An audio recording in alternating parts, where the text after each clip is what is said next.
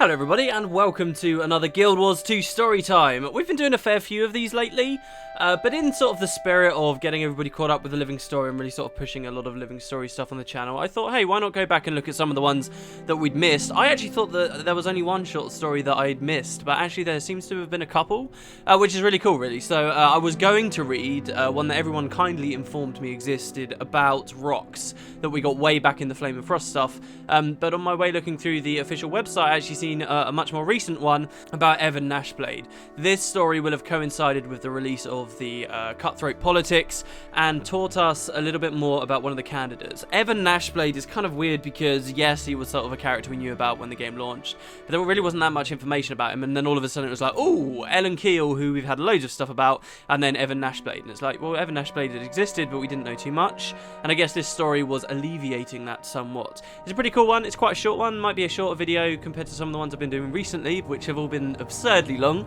but yeah, so this is Gnashblade. This is called Gnashblade Disembarks. This was by Angel McCoy on the 26th of July, so I hope you guys enjoy. Let's get stuck into it.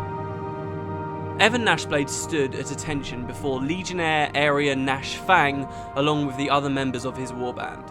An uneasy silence hung in the air between him and his superior. "Why haven't you done what I asked, soldier?" Nash Fang growled. "You understood my orders, didn't you?" She moved in close to Evan, snout to snout, until they were breathing the same air.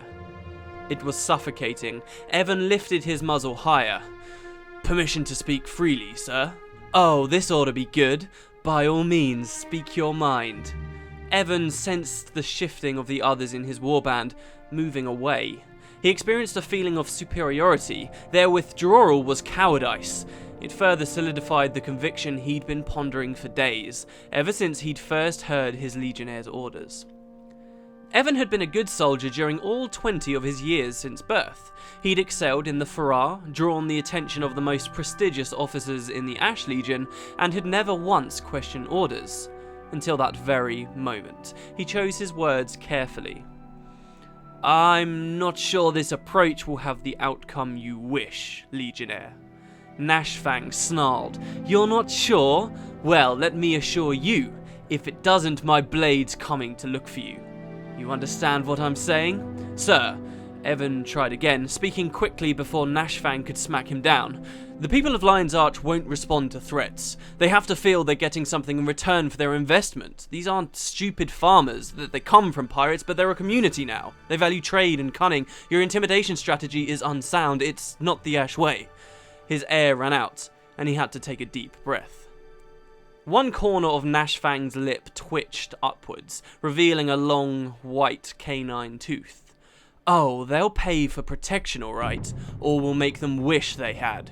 Get out of my sight before I change my mind about letting you leave alive." Options coursed through and collided in Evan's thoughts. He had several available to him, but the one thing that never entered his mind was doubt. He made his decision about how to proceed. Evan snorted through his nose. "I can't allow you to pursue this path. I won't help you extort the people of Lion's Arch. It's not the way to establish a foothold here." As he spoke, the vein in his neck began to pound. His arms relaxed at his side, hand touching the hilt of his dagger. His awareness expanded, his peripheral vision broadened. Nash Fang couldn't let the insult go without a comment. Through gritted teeth, she said, "I don't care what you think, worm nugget. You just resigned the warband. Permanently." With an impressive sweep of her arm, Nash Fang pulled her sword from her scabbard and swung it towards Evan's head. Evan was faster. With a quick double step, he put his body inside his Legionnaire's reach and blocked the sword swipe. With his free hand, he latched onto one of Nash Fang's horns, pulled downward and stepped back, putting his own weight into the move. Then he drove his dagger deep into Nash Fang's neck and jerked it out along the spine. The sound of the sword clattering to the stone floor freed the Nash warband from their shock, and they rushed to pull Evan off their Legionnaire. Evan stepped back and watched as they lowered Nash Fang to the ground, knowing full well that it was too late to save her. He waited, blood dripping down the blade of his dagger onto his hand.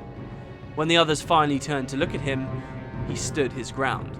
I'm Legionnaire now, he said. You'll do as I say or join Gnashfang in the mists. Any arguments? Not all members of the warband shook their heads, but none expressed an objection either. Good. Give her an honourable pyre tonight. Tomorrow, we establish the Black Lion Trading Company. Properly. The warband hefted Gnashfang's body and carried it out. Evan didn't move until they were gone and unable to witness his slow slump down the wall to sit on the floor. He focused on breathing. He would have been dead if Gnashfang hadn't underestimated him, but his risk had paid off. The Black Lion Trading Company was his. So that's the story for today's episode. I think it's quite good because we really don't know that much about, or didn't know that much about, the origin of the Black Lion Trading Company. I like now that it's quite clearly laid out that this is essentially an investment from the Ash Legion. This is a way, I suppose, for the Char High Legions to get their paws in at Lion's Arch. I'm very curious about what Gnashfang's original plan was to extort the people of Lion's Arch, but the Black Lion Company was already set up as a thing, and through intimidation they were hoping that they would gain some semblance of control in Lion's Arch. But did that mean that they were just going to try and set up the company, and we would have seen the Black Lion Trading Company be a lot more like the Consortium, perhaps? I mean, that's quite a basic comparison to make. But could we have seen them to have been a more, offensive and intimidating organisation under Gnashfang's rule? And Evan himself, this is a lot about the Black Lion, really. It's not necessarily giving us what Evan's motivations were. Why did he disagree so heavily with what Gnashfang had to say? It does tell us here that he was always a very loyal soldier, he never questioned orders, blah blah blah, but then he usurps Gnashfang here and becomes the leader of his warband. Very interesting, and I'm wondering what the Gnash warband does now. I mean, the idea of a Char warband that is just literally doing paperwork and trading duty is a very interesting idea to me, but I suppose that's what they're doing. I'm also wondering if in-game you can find any more of the Gnash warband anywhere. I don't recall anything coming from Evan himself talking about his warband at all, but maybe we could just assume that those are sort of nameless Char NPCs that we see around Lion's Arch. But yeah, this was a pretty cool story. It didn't tell us that much, I suppose, within the context of the election, whether we should vote for Evan, perhaps over Ellen Keel instead. We still don't know why he so desperately wanted to be on the council, but that could be revealed in time. I certainly hope it is. I hope that we haven't seen the end of Gnashblade. I seem to remember the devs were saying in the forums as well that basically we, the players, as a community, didn't vote for him, so we're not like, Evan isn't going to be this pitiable character that now we're going to be like consoling in some way or sort of sided with. They kind of said that basically because we didn't vote for him, Evan's actually kind of pissed with us, the regular players, and that could set him on one particular path where if we'd voted him in and he'd had the confidence of the people, he might have been more good to us, for example. So yeah, he's an interesting character. As I said, I don't think we get too much about him in particular from this, but it's a lot more exposure at least because we don't have too much. It's nice to hear about these other Char characters as well. Gnashfang now is dead, but whatever, at least we got to hear about her. They have a couple of nice screenshots on here too, I suppose, but most of the footage in the video will be of something else. Yeah, guys, I'm going to keep that actually pretty short this time, so only about 10 minutes. I know this might feel really short for one of my videos, but there was a time where, 10 minutes wasn't too rare on the channel.